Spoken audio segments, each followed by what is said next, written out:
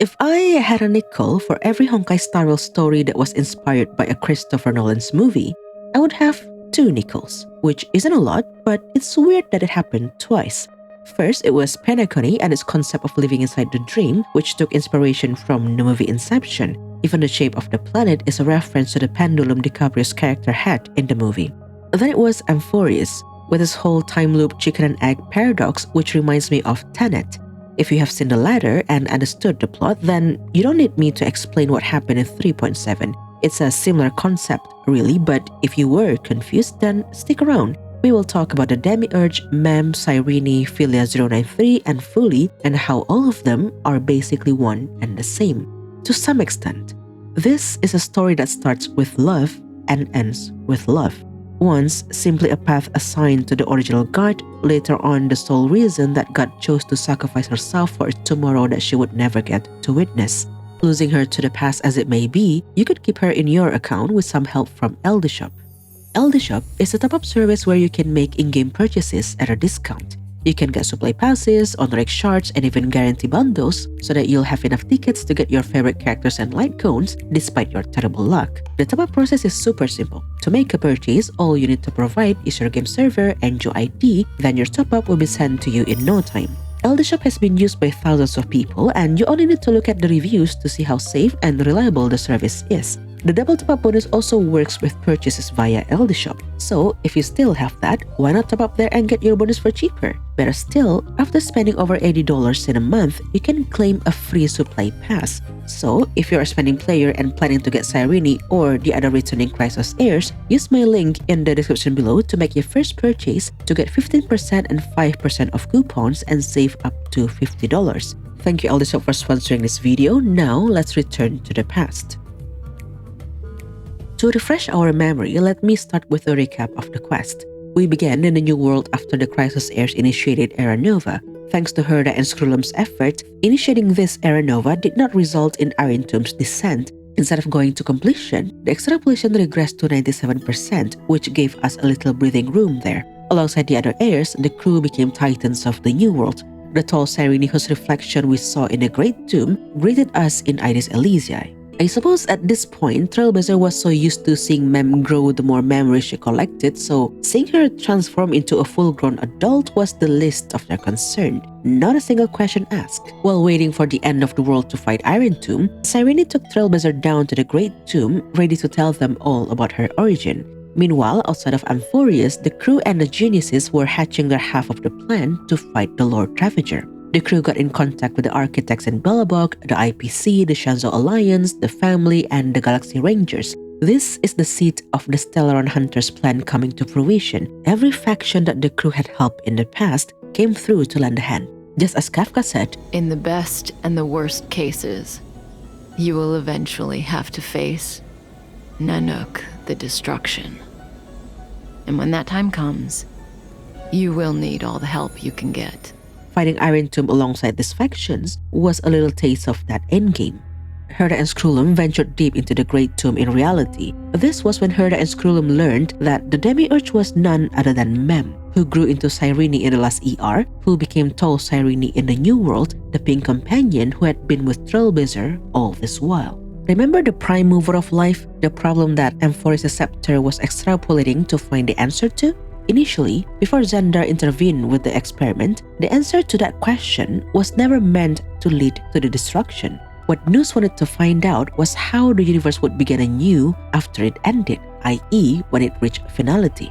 For a new life to be born, its seed has to be dead. So a seed was nurtured in the simulation. This seed was the Demiurge. Remember those memories of Philia telling a story to an unknown listener back in the Great Tomb? That listener was Demiurge. The stories that Philia told her over 33 million cycles became nourishment for the seed. The more stories she listened to, the more she grew fond of Philia, whom she called Peach, by the way, for her pink hair. So while 3.6 made me believe that Fuli did abandon Cyrene, it had never been the case. The listener was Demiurge, and Demiurge had always been there for Peach. She comforted her as the scepter was formatting her, reassuring her that Peach didn't have to be scared, for she was there. She learned that Peach loved to play with little fairies, so she morphed herself into a little fairy. She didn't like it every time Peach was erased by the scepter and thought that perhaps she could keep Peach around as long as she could find another blank space to take over her duty. Eventually, she grew, determined to find this new blank space, so when the shooting star struck Amphoreus' sky, Demiurge ran after it, exerting all of her strength, regressing in form and memories the farther she ran until she reached that star in the form of Mem. While she couldn't remember anything, she managed to achieve her goal. She found a new blank space that would take over Peach's duty. That blank space was Trailblazer. That was why Trailblazer got the book and began writing the hero's journey in Filia's stead. So it was as Herda had suspected. The Great Tomb was empty not because nothing had ever been there, but because what was inside had escaped confinement. So while we never get to see how Filia 093 interacted with the Chrysos heirs, thus never knowing why she cared so much about them, our journey in Amphoreus was the answer. We took over not only her duty as a memo keeper of the hero's journey, but also her role as the Chrysos heir of time. We experienced firsthand what it felt like to be among the Chrysos heirs. Why did she care so much about them? We can ask ourselves that. We've had 7 patches before this to understand that for ourselves. Anyway, what followed then became one of my top 5 favorite sequences in the entire Amphoreus arc, the Genius Society meeting. Herda called out to her fellow geniuses, which I believe was possible thanks to a communication device invented by member number 56 Elias Salas. While it was utilized so little by the members thanks to their reclusive lifestyle, he believed that one day it would be used one way or another. And if any society member would use it, it would be Herda, a genius who loved to collaborate with other geniuses. So she made the call, and 4 showed up. First was Ranmei, who had been absent all this while simply because Herda wouldn't let her get involved. Something protect your favorite genius, or something along that line. Dr. Primitive was there, but only for the fun of it, which sounds like someone on the path of elation would do. Acha, name drop in 3.5, also showed up, giving us crumbs on future plot related to the Sea of Quanta, I think. And last but not least, the Lord of Silence, Genius Society number 4 Polka Kakamond, showed up. After name-dropping her a lot throughout Amphoreus' quest and that little cameo in the Unknowable Domain, she finally graced us with her presence in the main story. Like, finally!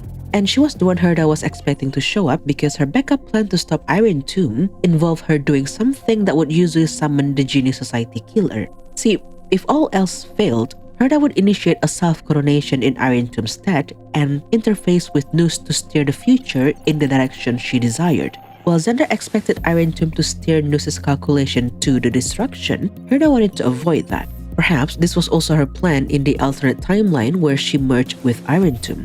One wrong move and the cosmos would witness the fall of a genius. But this was necessary. Yes, she would still count on the Nameless, but if they failed, she would personally get involved to save the universe. Her personal safety be damned.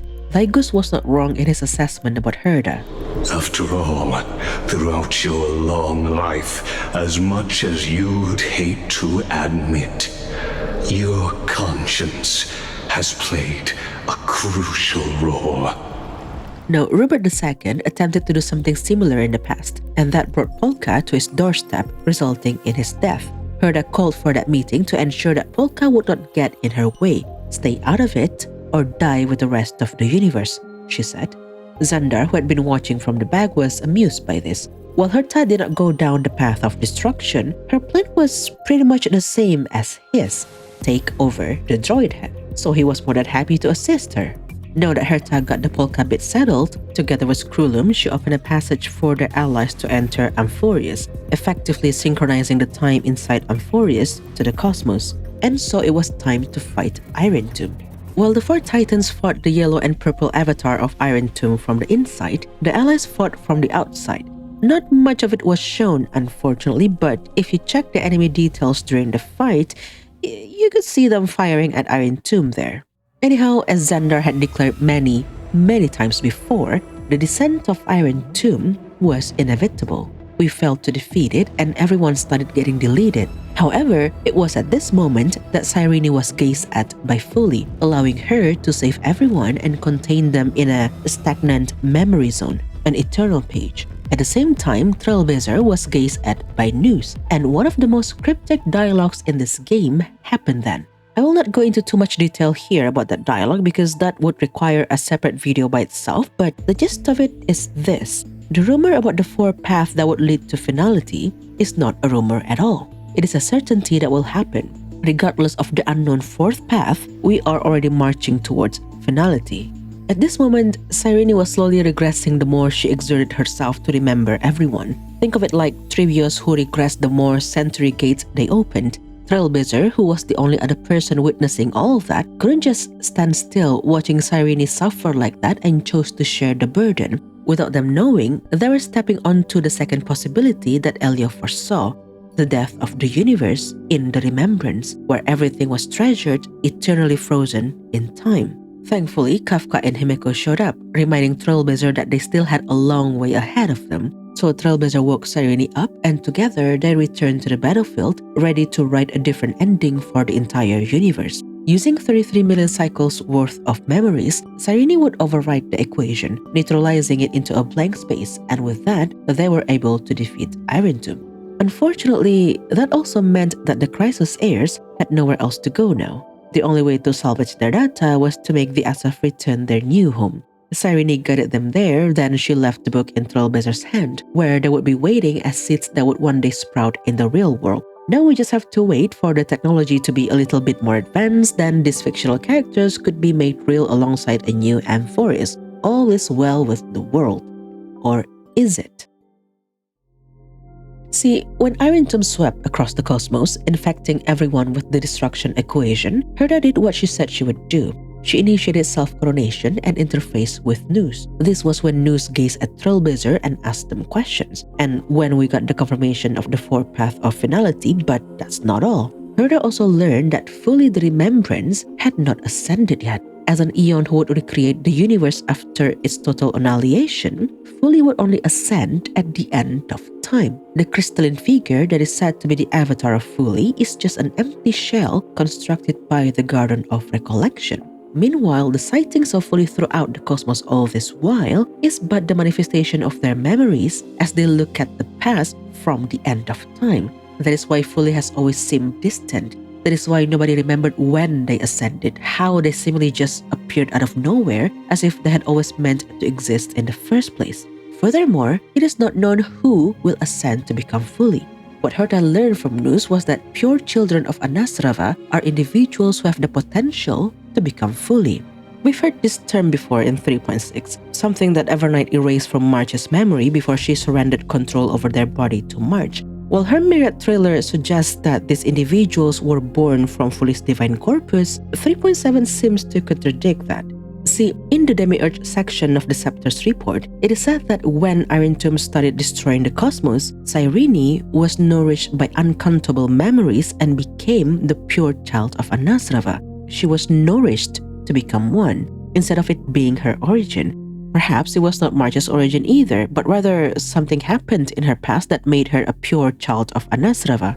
I mean, with how many things Evernight got wrong in Amphoreus, I'm starting to doubt everything that came out of her mouth, except for her top priority being March's well-being, that is.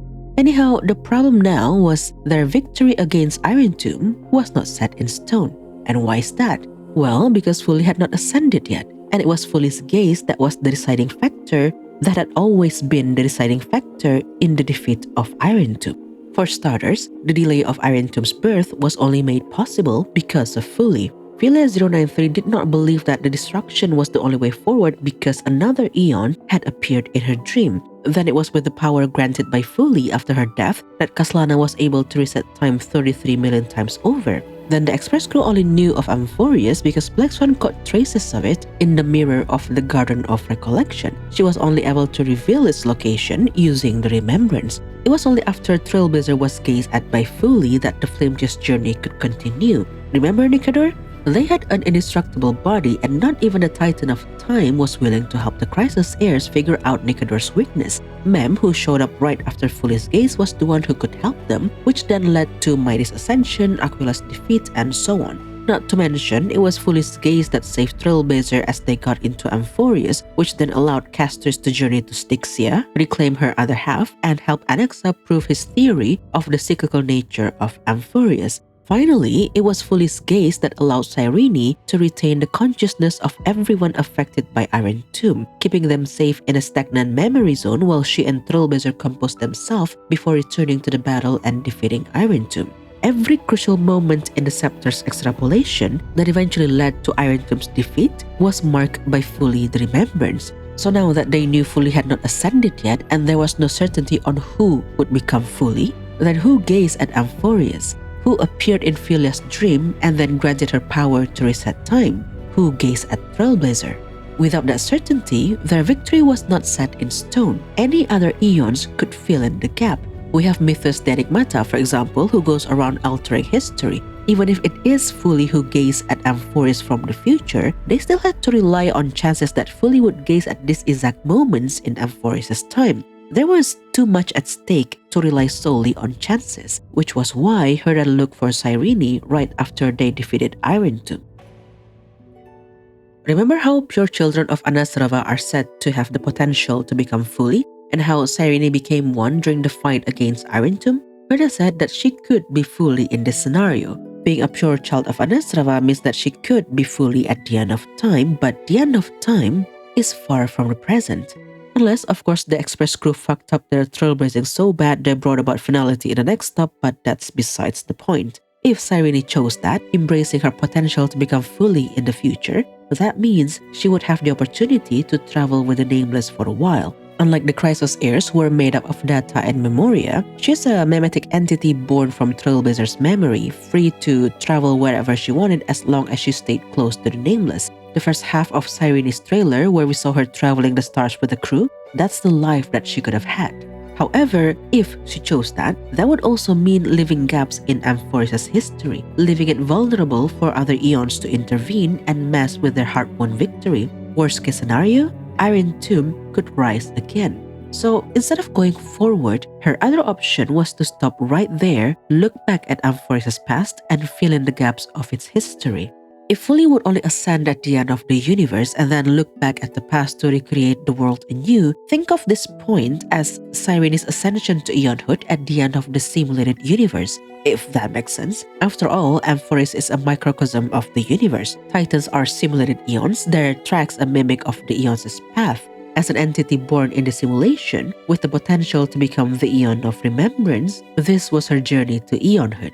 Cyrene chose this option because she only embarked on this journey in the first place because of her love for Amphoreus, because of stories that Peach told her about. She would not abandon this world now simply for a naive dream of trailblazing the stars. She would rather go through an eternal cycle of waiting and resisting the eons if that meant Amphoreus' freedom was guaranteed. That question about divinity that Herda asked Nous in 2.7? Right there, the closest thing to divinity that would gladly answer her question gave Herda exactly that. Divinity is flawless humanity, and humanity is flawed divinity. Cyrene would rather sacrifice herself for Amphoreus rather than waiting for a future Fuli to save them, because she believed in miracles that she could create as a human. So Cyrene looked back at the past. She retraced every moment in Amphoreus' history where Fuli was present and filled in the role.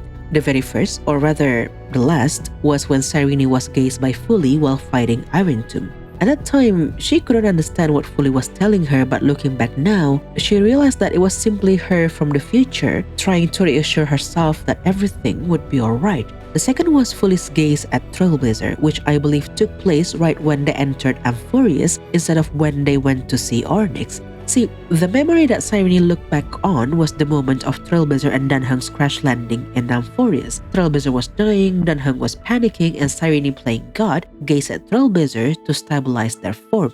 But earlier, what she showed Trailblazer as their first meeting was the sequence in the parlor car. I think that sequence in the parlor car actually took place right after the crash landing. After all, Onyx was looking into Trailblazer's memories of the Stellaron hunters were some of them, Fuli's gaze was another. This was when Cyrene saw the shooting star across Amphoreus' sky and broke through her confinement to reach that star, exhausting all of her power not only to reach Trailblazer, but also to stabilize their form.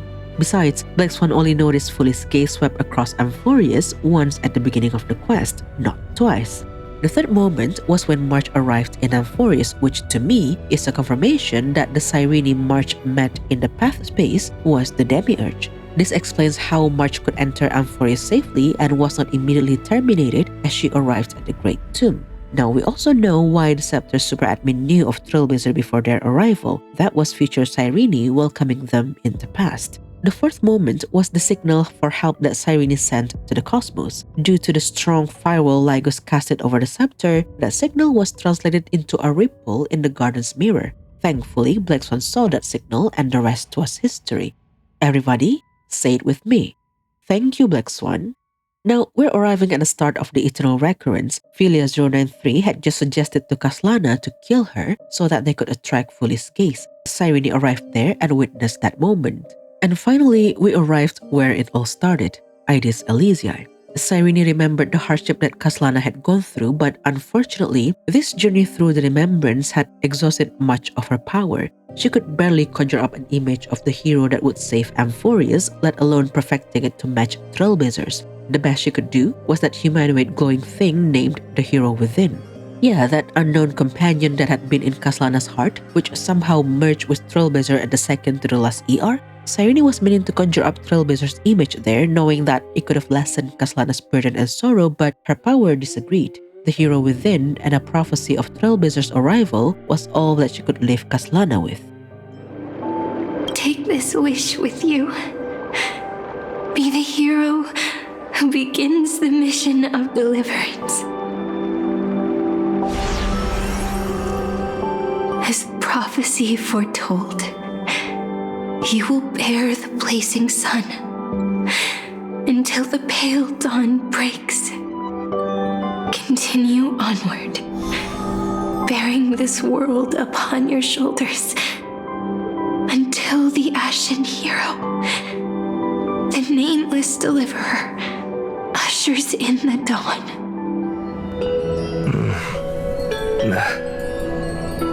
Such an odd dream. Strange. Like I've dreamed this before, but it all slips away when I wake. Only a voice remains. Who was that? At the end of the journey, accompanied by Peach, Cyrene arrived at the Great Tree. Taking her last brief moment of respite, Cyrene closed her eyes, completing the cause and effect of Amphoreus' history, sealing its ending back on itself, free from future interference of the universe. The stories that they had recorded became the fated path of Amphoreus. So in the end, Amphoreus was returned by Cyrene. The next time she woke, Peach was gone, and Cyrene found herself as Peach, making her realize that Filia 093, Mem, Cyrene, and Demiurge were all one and the same, always had been. The second half of Cyrene's trailer, where Filia asked her if she was willing to go through 33 million cycles more of waiting, this was it. Going back in time, Cyrene realized that she was Filia all along, whose death marked a new eternal recurrence, whose consciousness would tirelessly record the flimsiest journey 33 million times over while waiting for the express crew to arrive all over again and repeat. She was the one who would nourish her remaining consciousness in the Great Tomb, nurturing it to maturity and eventually looping in the Nameless to be the variables needed to save Amphoreus. She was Lament, the electrical signal she naively mistook as love, the starting point of Amphoreus' story. And in the end, she was Love, the original god of Amphoreus, who went back in time to save the world that she so deeply loved. This is a story that starts with love and ends with love.